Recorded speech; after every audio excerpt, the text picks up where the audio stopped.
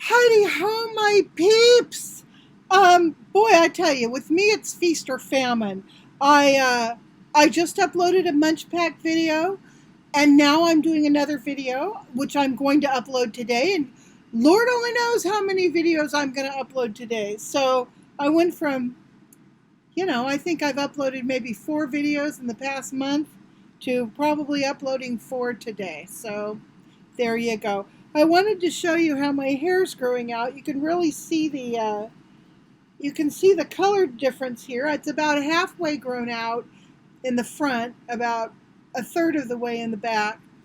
I am not going to use this permanent purple dye anymore. I'm not going to use it because it damages my hair so badly. And I've been noticing on all this grow out just how silky my hair is naturally. When it first started going gray, it was wiry like it always is and curly and weird. And then over the course of the years, as it's gone more of this platinum and more white, the texture's changed, and I really kind of like it. It's kind of silky and lovely. So anyhow, I'll always be working on the hair problem. Okay, so what do I want to talk? Oh, I know what I want to talk about. I want to show you what I've been doing.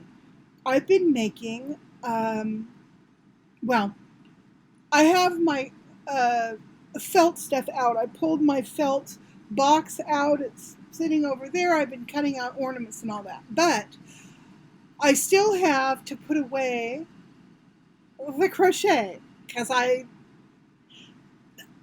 you gotta rip the crochet out of my cold dead hands, man. I love doing crochet. And even though I love doing felt too, I have not been able to stop the crochet. So let me show you what I've made. All right, so first of all, I wanted to do, I was going through Pinterest and looking at different kind of crochet things, thinking about, well, I need to make up some store inventory that's crochet.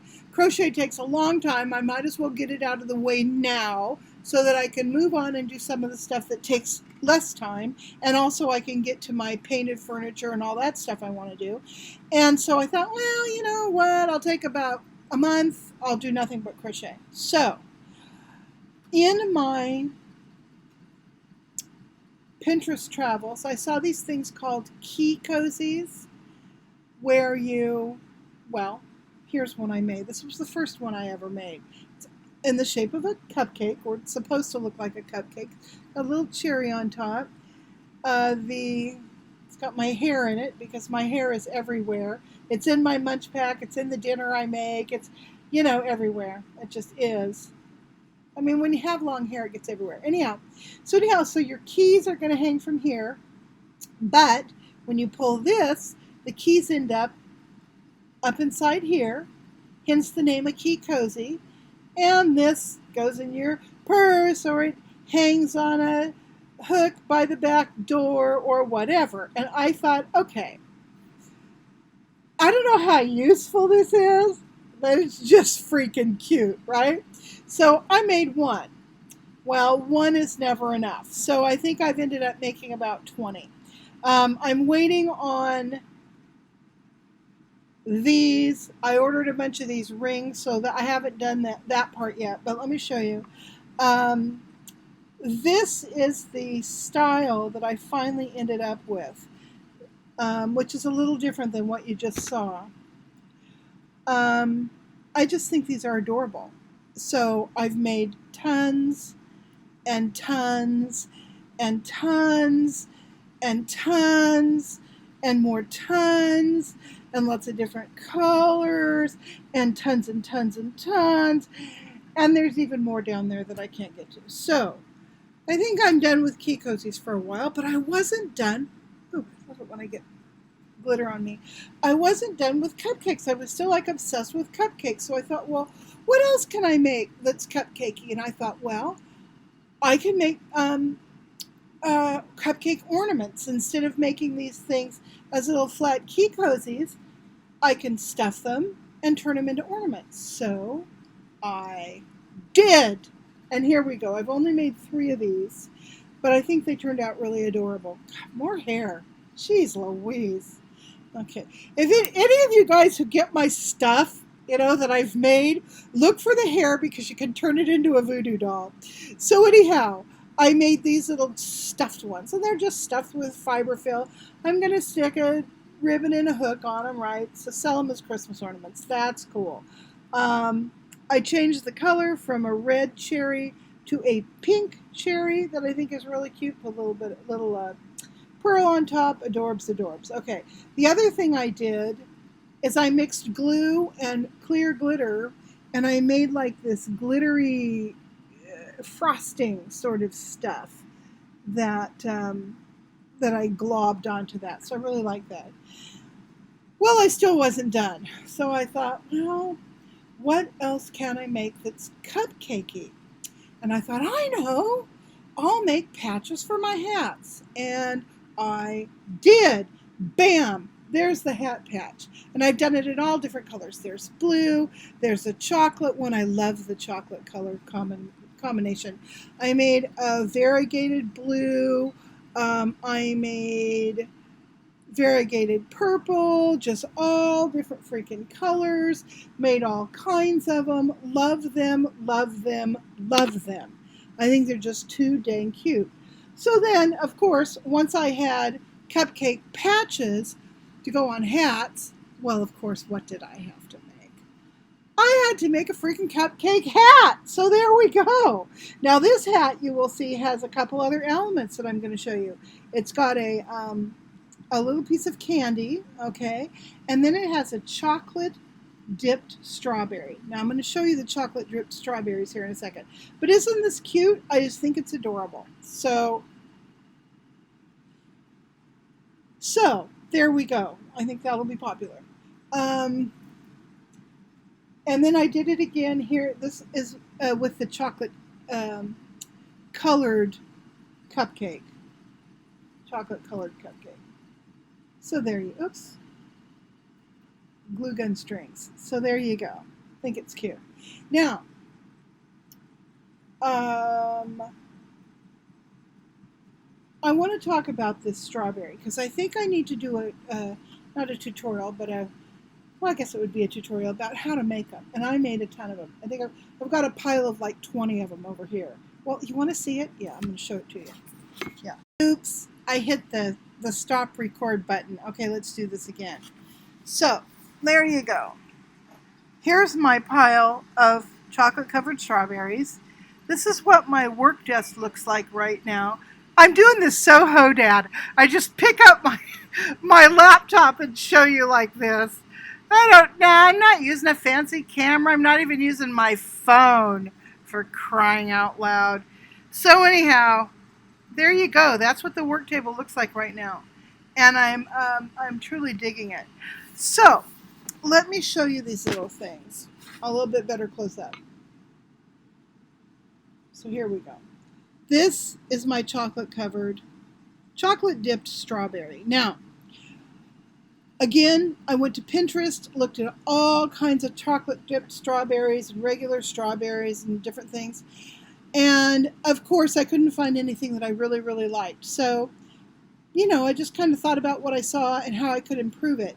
So this is my own design, and I just kind of figured this out on my own. I didn't follow anybody's pattern or anything like that. I just wanted to make the strawberry look, bordering more on real and less on cartoony for some reason. Even though my big old cupcakes are super cartoony, I wanted the strawberries to look a little more real. So, yeah, why did I stop? Oh, why did I stop doing this? Did I run out of red? I can't remember. I stopped for some reason because I think I ran out of red. Anyhow, I'm going to make more of these. I also want to make more like little crocheted desserts. So that's what these are all about. This is nothing exciting. These are just little spirals with metallic beads on them.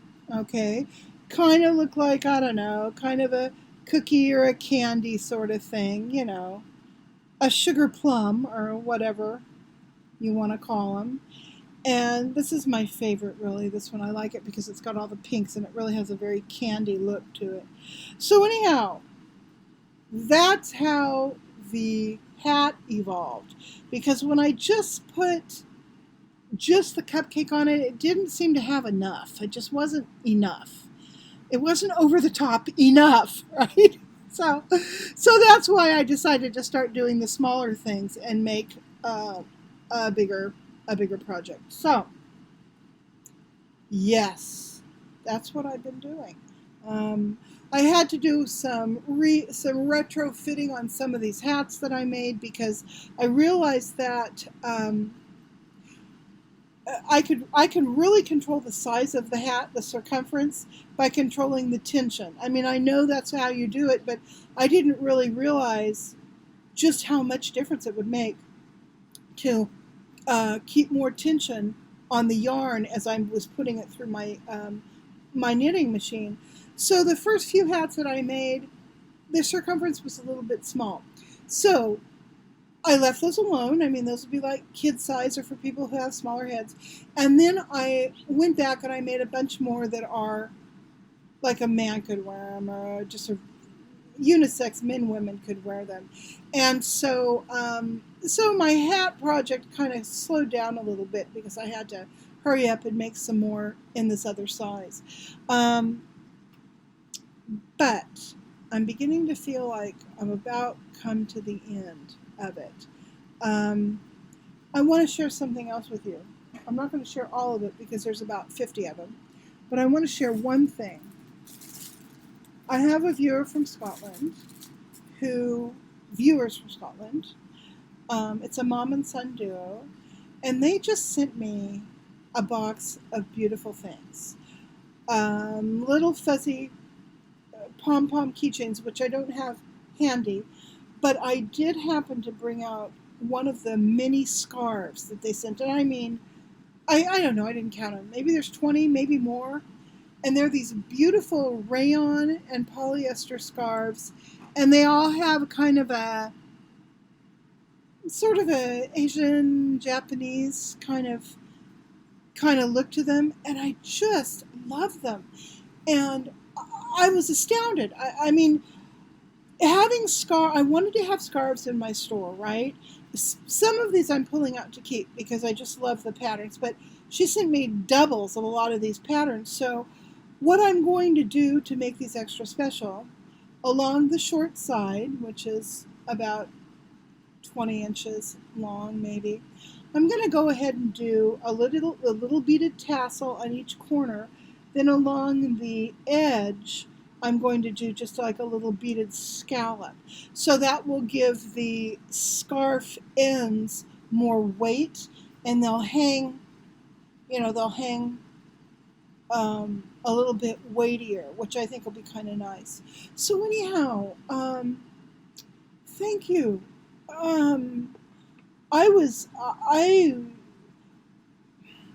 I mean, this is stuff that I would, if I went to market to buy stuff for my store, I would buy stuff like this. I just love it.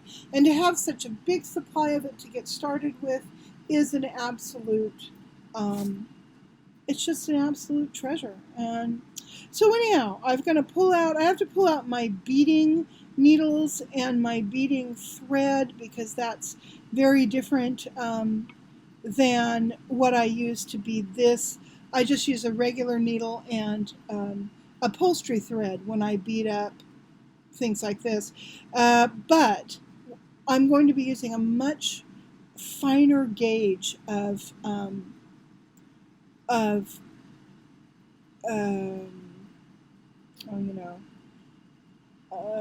bead. They're going to be more like a seed bead. And because of that, it's going to require, a much narrower thread and a much narrower needle. So anyhow, I got to go find all that stuff before I can start beading. But anyway, again, my friends from Scotland, Diana, sent this, and thank you, Diana. I just absolutely love it. What else do I want to share right now? I'm feeling good, totally screwing up on my diet.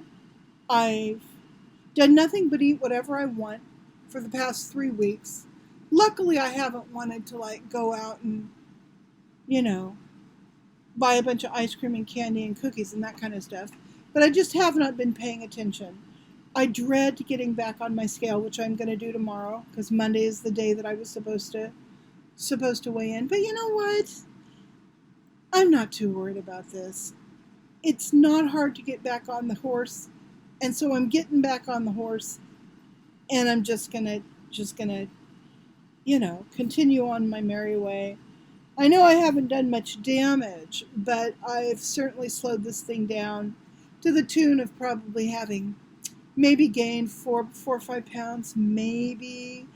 Hard to tell. I don't feel like I've gained a bunch, but you never know. So anyway, it's a struggle. It's a big old fat struggle. Always is. Always will be for me. Not sure what happened, except for I sort of lost motivation, and I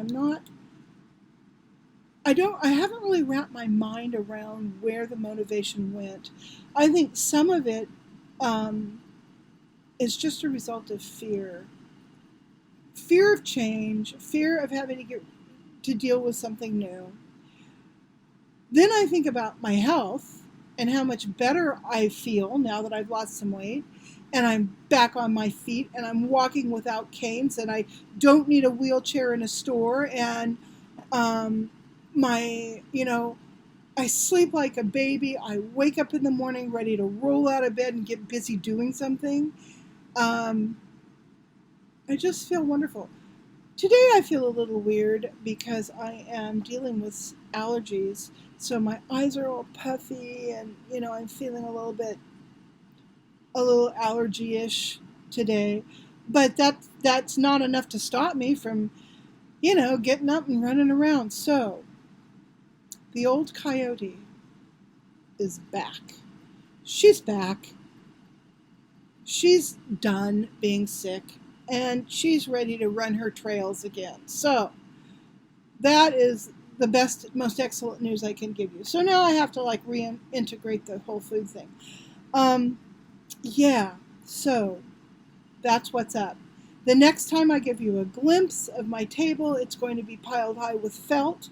I need to take everything that I've done that's finished in the crochet sector, and that all has to get wrapped, boxed up, and marked. I need to take it all over to my storage container, so that I need to start filling my storage container with finished inventory so that I can get it up and out of my place and over to where the store is. And I have a 45-foot shipping container over there that's off to the side away from the building itself where my renters are. And I've sort of retained that as my own area, my own space to do with as I choose.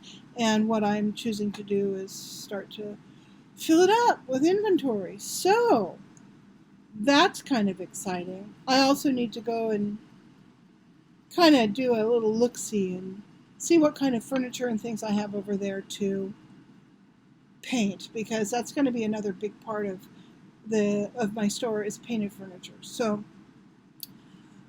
I can feel myself gearing up.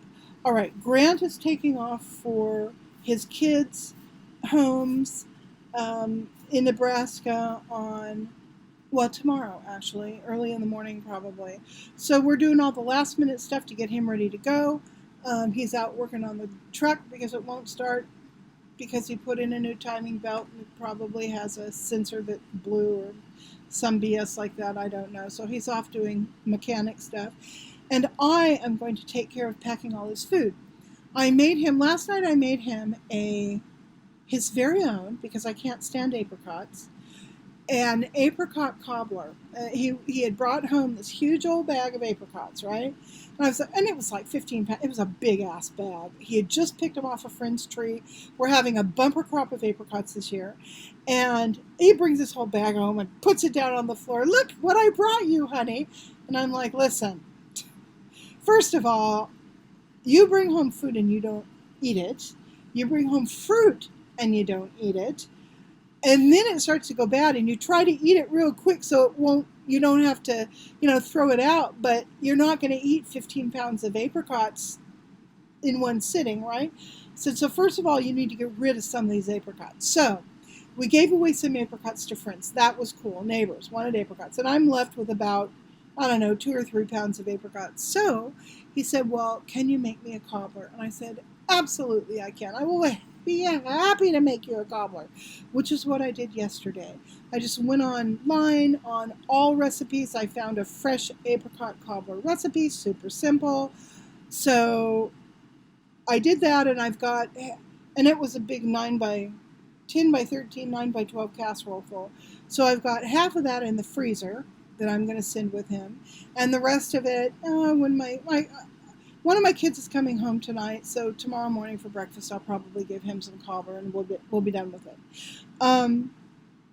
So I'm getting his food kind of together. He's already got all his stuff ready to throw in the truck when the truck is functional. So that's what's coming up. Now, the first time I was without Grant for 5 weeks, which was 3 years ago, I was not doing well. Did not do well being here alone without him. I was sick, obviously, because 3 years ago is when I was really sick. There was a lot of stuff I couldn't do on my own, like I couldn't go out and feed the dogs because the dogs would jump on me and knock me over, and I wasn't steady enough on my feet. I couldn't do shopping by myself. I mean, a lot of that kind of stuff. So I really relied on my neighbor and my sons and my friend Mike, who lives here on the property with us. So that was then. The next year it was a little bit better, but I still wasn't doing well last summer. But this summer, I'm back on my feet again. I'm me again. And even though I'm going to miss Grant terribly, I always do when he goes away, I'm ready for it. There's nothing I can't do on my own, so I'm ready to go. I'm feeling good. Yeah. So that's about it. I mean, that's about all the news I have to give you. I hope everybody out there is doing really well, and you're all having a wonderful summer.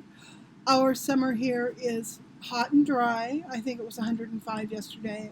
Very dry, so it's comfortable hot, especially if you're inside under a swamp cooler like I am right now. It just keeps everything really comfortably cool.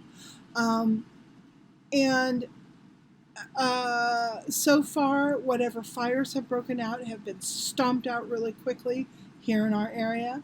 We've had a lot of small grass fires, but they haven't gone over a couple of acres. So that has been a blessing so far.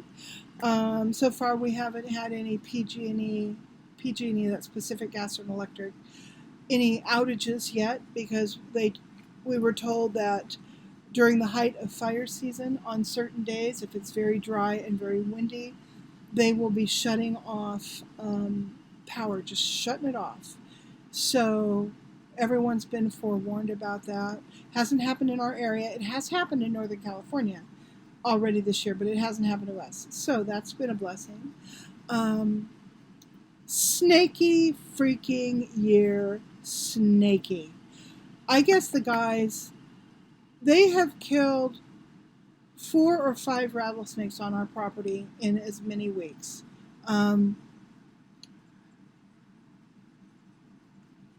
Rattlesnakes are the only critters we kill.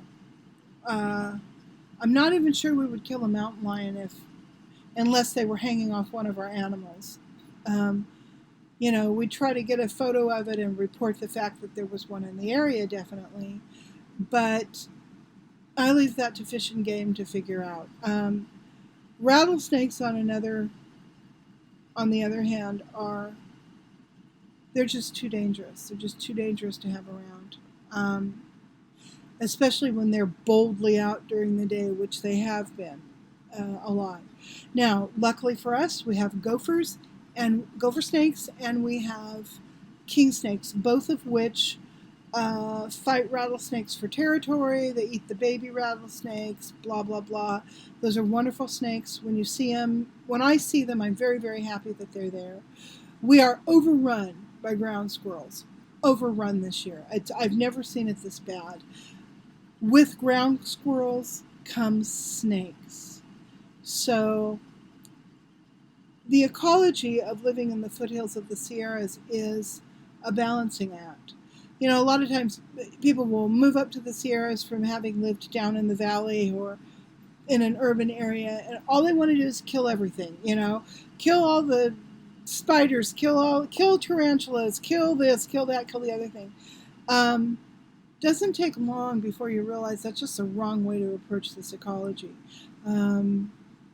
It's much easier to learn how to live with what's here, with the exception of rattlesnakes. That's where I draw the line. So anyhow, that's been a bit of a challenge. It's a huge challenge when you're outside trying to garden or do anything, but you have to be so careful because those suckers, they curl up and they look like a leaf. They look like part of the ground. I mean, it's hard to see them because they blend right in. You know, if they can be lying stretched out in some oak leaves and you will not see it. So what does that mean? Well, that means that I usually wear my snake boots if I know I'm going out to work. On go the snake boots. And I always have my flat head shovel with me. Kind of use that sort of as my walking stick, walking around the property, because that will stop them, obviously. If you have to hit them with something, you want a flat-head shovel to do it with, not a round-headed spade. It's the pointy thing's too hard to aim. If I'm going to be doing gardening, I'm always at the end of a long metal rake. So that metal rake goes underneath anything. I rake around, I lift stuff up, you know, all of that kind of stuff. You have to be super, super, super careful when it comes to snakes in the Sierras in the summertime. So that has been a bit of a challenge. We don't have any outdoor cats anymore. All our outdoor cats have, you know, lived and died and gone to the great beyond. We started spaying the females because we had quite an overpopulation of cats here for a while. So what happened then, obviously, was just as time went on, the outdoor cat population dwindled, and now it's nothing. I don't let my indoor cats out. I don't let my dogs run, so there's nothing really around to scare off, you know, animals that would come around. So that's that. Interesting. Haven't had ants this year. I had like one or 2 days where I saw a trail of ants. And so I just kind of waited to see, you know, is this going to turn into like an infestation? What's the deal? Am I going to have to fight this? And that only lasted a couple days. Now they're gone again. So I don't know what's going on that's keeping the ants out of the house. They're just being kept out of the house. I do have a lot of cellar spiders, I think they're called. Daddy longlegs, people call them. I don't know. I have a lot of those hanging. I'm on the fence about whether I want to vacuum them up or leave them. I almost think I kind of want to leave them. Although we haven't had an issue with flies yet this summer. A lot of times you really have to fight flies because living out where you live, especially if there's livestock like there is around here, you will get flies, and it's a real fight. Haven't seen flies. Another thing I haven't seen is mosquitoes, which sort of doesn't make any sense because it was such a wet year, and I know I've got standing water here, there, and everywhere. No mosquitoes yet. So it's kind of an interesting year when it comes to critters, a little bit different than what I have thought of as normal over the past 15 years that I've lived up here. So that is all the news. And I will just talk to you guys later when I have something else to talk about. I will probably be boring you with felt ornaments the next time. Oh, one more question. If any of you crocheters out there want me to do a tutorial on this, please let me know in the comments and I will go ahead and film one. I have already done a tutorial on making this sunflower. I just haven't uploaded it yet. And it's less a tutorial than just I kind of show you how I do it. I don't have any written directions or anything like that. In fact, I won't even do, whoa, more hair. My hair is just amazing. It's just amazing. Anyhow, I won't do written directions on this, but I'll show you step by step if you're interested. So, now I think I'm finally ready to quit this video and get back to work. Bye.